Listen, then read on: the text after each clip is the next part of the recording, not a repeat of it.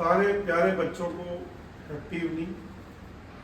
और बहुत खुशी हुई है कि ये नियामत भाई ने नाम भी इसका सैनिक लाइब्रेरी रखा है, जो हमारे लिए बड़ा यूँ मान सकते हैं कि अभिमान, स्वाभिमान और देश प्रेम का सूचक भी अपने आप में। एक अच्छी बात यह है कि बच्चियां भी यहाँ, आप लोग आगे आ जाइए, बच्चियां भी लाइब्रेरी में मिली हैं यहाँ। हालांकि मेजोरिटी में भाई लोग हैं सारे। और एक और अच्छी बात ये मिली कि रामगढ़ जैसी छोटी जगह है, तो टाउन ही है, अभी नगर पालिका बनी है, यहाँ इतना बड़ा क्राउड, सिंसियर क्राउड किसी विजन में, किसी मिशन में वर्क कर रहा है, एक अच्छी बात है। आप लोग ये जानते हैं कि भले ही हम लोग बहुत सारा प्राइवेट सेक्टर का वर्क कर लेते हैं, हम लोग बिजनेस भी कर लेते हैं और अपॉर्चुनिटीज के लिए हम दूसरे सेक्टर में भी चले जाते हैं, स्पोर्ट्स में भी हम लोग जा रहे हैं, लेकिन लाइफ का जो सबसे परमानेंट सॉल्यूशन है वो है परमानेंट करियर बनना। और परमानेंट करियर हमारे समाजों में, हमारे जैसे माहौल के लिए आज भी प्यारे बच्चों को गवर्नमेंट सेक्टर है।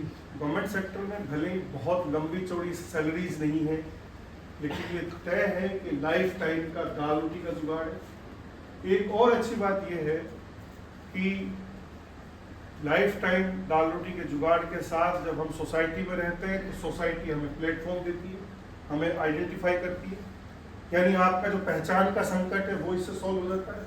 आप कौन हैं तो आप तुरंत बताते हो मैं वो हूँ। आप कहेंगे कि मैं टीचर हूँ तो सामने वाला क्वेश्चन पूछता है कौन से वाले, और आपने अगर गवर्नमेंट वाला आप जवाब देंगे तो आपसे हो सकता है नंबर भी मांग लें। और आपने कोई बड़ा से इंस्टीट्यूट का नाम ले दिया, प्राइवेट का, मैं वहाँ पढ़ाता हूँ, तो वो आपको एंटरटेन नहीं करेंगे। हमारी सोसाइटी उनको एंटरटेन करती है जिनके पास परमानेंट करियर। फिर एक प्रॉब्लम यह है गवर्नमेंट सेक्टर के साथ कि यहाँ चूंकि आज का जो कॉर्पोरेट का ज़माना है प्यारे बच्चों, उसमें सरकारी सिस्टम में जो वैकेंसीज हैं थोड़ा थोड़ा कट हो रही है, ध्यान है आपको, कट हो रही है, कम हो रही है, क्योंकि गवर्नमेंट सेक्टर के लिए अब ओवरबर्डन नहीं है। वो कोशिश कर रहे हैं कि हम दूसरे जो प्राइवेट सेक्टर हैं उनसे हेल्प लेके इस सिस्टम को चलाएं। तो आपके ज़माने के ये चैलेंजेस बढ़ गए, क्योंकि हम लोगों में एक और चीज़ें आई हैं, कभी इन दिनों में पढ़ाई का माहौल भी बढ़ा है, तो कंपटीशन और ज़्यादा बर्डन हो गया है आपके सामने। चूँकि पहले के ज़माने में बड़े शहरों में एग्ज़ाम होता था या वहीं पर पढ़ाई होती थी, अब रूट लेवल पर भी चीज़ें आ गई, इंस्टीट्यूट भी आ गए, गाइड करने वाले भी आ गए। तो आप एक ऐसे दौर के स्टूडेंट हैं कि आपको और ज़्यादा हार्डवर्क की ज़रूरत है। चूँकि मैं यहाँ आया हूँ, बहुत प्यारा मुझे लग रहा है यहाँ, मैं आपको दो तीन चीज़ें एग्जाम से रिलेटेड बता देता हूँ। एक तो आप में से ज़्यादातर जो बच्चे स्टूडेंट्स अभी तैयारी कर रहे हैं वो बहुत छोटे छोटे एग्जामों की तैयारी कर रहे हैं। मेरे अकॉर्डिंग मैं डॉक्टर जाकिर हुसैन मेरा नाम है, मैं बाबू शोभराम गवर्नमेंट आर्ट्स कॉलेज में एज ए प्रोफेसर वर्क कर रहा हूँ। मैं यहीं सरेटा गाँव से रहने वाला हूँ। मैंने अगर मेरे जीवन में मैं पिछले जब झाँक के देखता हूँ तो सबसे छोटा एग्जाम मैंने प्रोफेसर का दिया।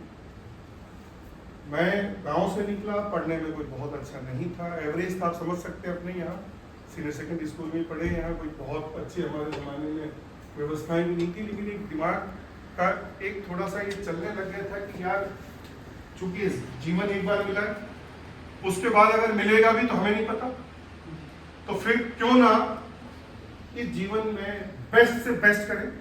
और उसके लिए हमने जब प्रिपरेशन की तो मैंने बीएड नहीं किया, मैंने कोई और एग्जाम नहीं दिया, और चूंकि अच्छी तैयारी की, यूपीएससी की तैयारी की, सिविल सर्विसेज की तैयारी की, और उस तैयारी का फायदा ये हुआ कि उसमें नहीं हुआ फाइनली, बट प्रोफेसर बनी। मैं आपसे ये कहना चाहूँगा कि अगर आप बड़े एग्जाम्स की तैयारी करोगे तो फिर ये छोटे छोटे एग्जाम है, वनडे एग्जाम है, इनमें सिर्फ आपको सेंटर पर जाने का एहसान करना है, आराम से निकल जाएंगे। लाइफ बहुत महत्वपूर्ण है, हमें कोशिश करनी चाहिए बड़े एग्जाम्स को देने की, उसका सिलेबस बहुत डायनेमिक होता है।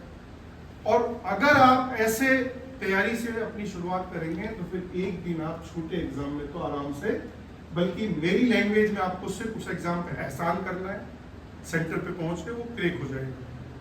हम क्या करते हैं, छोटे एग्जाम से शुरू करते हैं, एक तो ये आपको करना चाहिए। दूसरा, आप जब प्रिपरेशन करते हैं तो आप भले ऑनलाइन मोड में पढ़ें, लेकिन ऑफलाइन मोड की आप तैयारी करें, क्योंकि जो बेस्ट आपके पास जो मटेरियल है वो टेक्स्ट बुक है, वो एनसीईआरटी की बुक्स हैं, उनको पढ़ना चाहिए। अगर मैं इंटरनेट की बात करूं, यूट्यूब, इंस्टाग्राम की, टेलीग्राम की बात करूं, तो उस पर जो मटेरियल है वो एक फ्लड की तरह बहुत ज़्यादा मात्रा में, आपको नहीं पता चल पाता कि इसमें चूज क्या करें। तो आप उसके लिए बहुत अच्छे आपके पास गाइडेंस करने वाले लोग होने चाहिए, ये जरूर ध्यान रखेंगे, वरना वो पूरा फ्लड है। दूसरा, आप जब यहाँ पढ़ते हैं तो फिर आप रिटर्न वाला वर्क भी साथ में करें। अल्टीमेटली आपको लर्न होना चाहिए। रीडिंग का कोई फायदा नहीं है, सुनने का कोई फायदा नहीं है भाई, कंपटीशन बहुत ज्यादा है। आप चूंकि यहाँ रहते हैं, कई बार आपको ऐसा लगता होगा मैं बहुत पढ़ लिया, क्योंकि आसपास के माहौल में हम यहाँ रहते थे ना गाँव में जब, तो हमें भी ये लगता था खूब तो पढ़ते हैं। मैं कई बार स्टूडेंट से पूछता हूँ क्या पोजीशन है भाई, रिजल्ट के साथ पास हो गए सारे, लेकिन आप जब टॉप कॉलेज में जाओगे कभी उन स्टूडेंट से मिलेंगे तो वो अगर 90s में मार्क्स लाते हैं, कितना 90s में 95, 98 बल्कि 100% मार्क्स लाते हैं, तो भी उनको ऐसा लगता है कि हमें और ज़्यादा प्रिपरेशन की ज़रूरत है। बल्कि मुझे कुछ स्टूडेंट ऐसे मिले जब उनके 90% मार्क्स थे, तो जब वो मेरे से गाइडेंस ले आ रहे थे तो मुझसे कहते हैं sir I am average student, क्या सर मैं कर पाऊंगा इसको? तो आप देख लो, आप 90% वाला वो क्या बोलता है, आई एम एवरेज स्टूडेंट, और आपकी अकड़ 80s 70s में भी पता नहीं, लाइब्रेरी भी एक बार तो कहती होगी कि भाई मुझे मैं आपको झेल रही हूँ बहुत है, मैं कुछ बची हूँ, तो ध्यान रख लेना। तो ये भी ध्यान रखना है आपको, पहला आपको ध्यान रखना चाहिए कि एग्जाम आप अपनी क्षमताओं का इस जीवन में बेस्ट से बेस्ट यूज कर लें। दूसरा, मटेरियल के लिए आप चूजी हो, उसमें भले ही आप ऑनलाइन मोड के लिए तैयारी करें, उससे तैयारी करें, बट रिटर्न वाला भी रखें और कोशिश करें कि टेक्स्ट बुक भी आप पढ़ें। तीसरा, आप जब तपस्या, आपकी तपस्या का फेज ये है, इसमें कोई कमी नहीं रखें। आपके और आपके एग्जाम के बीच में कोई हर्डल नहीं होना चाहिए, बल्कि आप और आपका एग्जाम ही आमने सामने हो। उसके बीच के जितने मीडिएटर्स हैं सबको डिलीट कर दो, सबको ब्लॉक कर दो, सबको भगा दो, सबसे पर्दा कर दो। समझ रहे हो? ये बहुत इंपॉर्टेंट फेज है भाई, ये चला जाता है, ये फिर कभी लौट के नहीं आता। करियर मेकिंग का जो फेज है वो पर्टिकुलर जमाने में होती है, फिर नहीं होगा। फिर आपके जो अंकल जी, दादाजी, चाचा जी, ताऊ जी, उन सबको देख लो, आंटियों को देख लो, आंटों को देख लो, वैसे ही आप मिलोगे कभी। यानी कि ये बहुत इंपॉर्टेंट फेज है आपका। कौन सा वाला? जिसमें आप अभी गुजर रहे हैं। और यू आर लकी कि इतनी छोटी जगहों पर इतनी प्यारी लाइब्रेरी का सेटअप आपको मतलब ऐसे चल रहा है यहाँ। मोटिवेट रहें, सोशल मीडिया का यूज कम से कम करें, अनप्रोडक्टिव है फुल्ली। हाँ, आपको कुछ लगता है कि चलो इसके सहारे जुड़े हुए हैं, वहां तक सीमित रखना चाहिए। और फिर पॉजिटिव माइंड रखना है, ये ध्यान रखना है क्या पढ़ना चाहिए, लेकिन उससे ज्यादा ये ध्यान रखना है कि क्या छोड़ना चाहिए। पूरे मैनेजमेंट के साथ, स्किल के साथ पढ़ना है भाई। और कई बार आपके साथ प्रॉब्लम ये रहती है सर याद नहीं होता। याद करने का तरीका ये है कि उसको बार बार पढ़ना है। आप जब यहाँ पहली बार लाइब्रेरी में आए होंगे तो सबका नाम नहीं जानते थे, लेकिन धीरे धीरे धीरे नाम याद होने लगते हैं, रोज टच में आते हैं। तो याद करने का ये है कि बार बार चीजों को लर्न करना है। समझ रहे हो भाई? फिर दूसरा, एग्जैक्ट नाम आपको ये भी ध्यान रखना है कि एग्जाम में आप कितना ही हम पढ़े हों, लर्न नहीं होना चाहिए। और आपके जो नोट्स है वो हाथों से शॉर्ट होने चाहिए। जब लास्ट एग्जाम होता है आपका, उसके 1-2 दिन पहले जो रिवाइज करने का टाइम रहता है, नोट्स ऐसे होने चाहिए कि कम से कम 2-3 बार रिवीजन हो जाए। सिलेबस इस तरह से पढ़ो कि जब आप एग्जाम दें तो 5 बार कम से कम आपका सिलेबस हो जाना चाहिए। हालांकि यूपीएससी जिन लोगों ने अच्छे से दिया उनका ये, मैंने उनको ये देखा कि वो 40 बार बुक्स को उन्होंने पढ़ा। कितनी बार? तो अपनी आत्मा से देख लो कितनी बार पढ़ी है। वैसे ही जो इलाका है रामगढ़ का इलाका, ये अलवर में भी पिछड़ा है, नौकरियां यहाँ ज्यादा नहीं है, क्योंकि मैं तो यहीं से हूँ, आपका बड़ा भाई हूँ। और फिर बाकी जगहों पर तो लोगों को अलवर में भी बताना पड़ता है कहाँ रामगढ़, हम यहाँ तो पता करते नहीं रहते, लेकिन हम जब बाहर जाएंगे तो हमें कोई नहीं जानता। क्यों नहीं जानता? कि हमारा रिप्रेजेंटेशन में उतनी मजबूती नहीं है। तो आपको अपना आइकन बनना है, यहाँ रिप्रेजेंट करना है अच्छे से इलाका, और उसका सबसे अच्छा तरीका है आप नौकरियों में, ठीक है ना। बुक्स पे बिल्कुल लालच नहीं करनी, जो खरीदनी है उसको खरीदा करो। आपसे बड़ा कोई इन्वेस्टमेंट नहीं है दुनिया में। अगर कोई सबसे ज्यादा बड़ा रिटर्न है तो वो है अपने ऊपर इन्वेस्ट करना, उसका ब्याज सबसे महंगा है। और आगे बढ़ने का सबसे कोई शॉर्टकट है तो वो स्टडी है भैया, इससे शॉर्ट कुछ भी नहीं है। आप इस छोटे से केबिन से चांद तक जा सकते हो, आप सोच भी नहीं सकते। किसी और के सहारे की जरूरत नहीं है, बस आपको अपनी बुक्स चाहिए, आपको सिलेबस चाहिए। जब भी कोई एग्जाम की तैयारी कर रहे हो तो सिलेबस आपको ऐसा होना चाहिए कि हाँ मुझे सिलेबस पूरा पता है, मेरा ये टॉपिक हो चुका है, अब मैं ये करने वाला हूँ। गोल जरूर बनाओ। कई स्टूडेंट ऐसे हैं जो कई सारे एग्जाम देते हैं, सर मैं जीडी की तैयारी कर रहा हूँ, पटवारी आऊंगा तो कूद पड़ूंगा और थोड़ा थोड़ा सा मास्टर भी बनना चाहता हूँ। आप मुझे बताओ, आपकी एनर्जी 3 जगह बट रही है भाई। एक बंदा एक ही काम पर लगा हुआ है, एनर्जी किसकी ज्यादा है? फोकस्ड एक की। तो एक जगह फोकस हो जाओ, बाकी शौक या एग्जाम सेंटर पहुंच जाना। बहुत तकलीफ है। मैं 6 सीटों पर सेलेक्ट हुआ भाई राजस्थान में। कितने पर? 6। तो आप इस दर्द से थोड़ा बाहर निकले। आपको एक सीट चाहिए, पूरी एनर्जी लगा दो। एक सीट पर सिलेक्शन होता है भाई, सीट तो फिल होगी ना वो भी। और डरे रहोगे तो हजारों भी कैसी लगती है यार, थोड़ा सा और जुड़ जाती है ना, फिर तो मैं देख लेता। तो बिल्कुल नहीं डरना।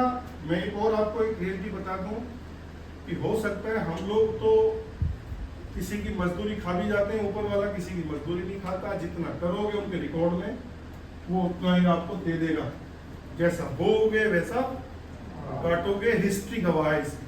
चमत्कार सिर्फ हिस्ट्री की किताबों में, किस्से कहानियों में होते हैं, दादी माँ की कहानियों में होते हैं, या खड़ी की गप्पी में होते हैं। दुनियादारी में कोई चमत्कार नहीं होता। यहाँ टिकना पड़ता है, तब कुछ किताबों में देखते हैं। हुआ चमत्कार, कमरे पे सो रहा था, यहाँ पहुंच गया। हुआ है भाई? आज तक कभी चमत्कार नहीं हुआ हिस्ट्री में। भाग्य आपका विषय नहीं है। आपका विषय सिर्फ क्या है? मेहनत करना। वो आपका आपसे इतर विषय, ये ध्यान रखना। आप क्या करते हो? पहले सबसे पहले ये और भाग्य में लिखा होगा तो दादी जी का भी हो जाता बिना डिग्री के। दादाजी भी देश के प्रधानमंत्री बनने चाहिए थे बिना डिग्री के। हुआ है किसी का? फॉर्म तो भरना पड़ा ना भाई। तो बिल्कुल भाग्य वाला विषय आपका नहीं है। आपका विषय आपके हक की मेहनत करना। और मैं यहाँ आता रहूँगा। थैंक यू सो मच, सब लोग यहाँ आए। और चूंकि मैं यहीं हूँ, पास का कॉलेज है अपना, वरुण शोभाराम कॉलेज। आप आगे बढ़ोगे, कहीं मिलोगे, अच्छा लगेगा। थोड़ा सा चैलेंजिंग बोल रहा हूँ। इस जीवन को छोटे छोटे एग्जामों में मत फंसाओ, कुछ बड़ा करो, जिससे आने वाली नस्लें, आने वाले लोग आपको देखें, समझें, आपको फॉलो करें।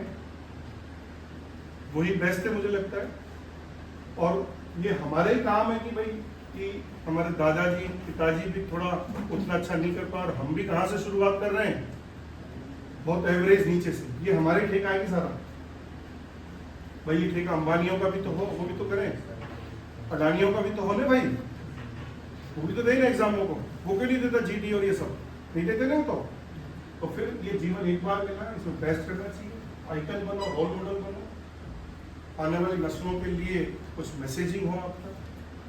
छोटी जगह से कोई मान नहीं रखता सर। थोड़े बहुत हर्डल्स आते हैं, आपकी क्षमताओं के सामने दुनिया के सारे हर्डल्स कुछ नहीं है। ठीक है? Wish you all the best.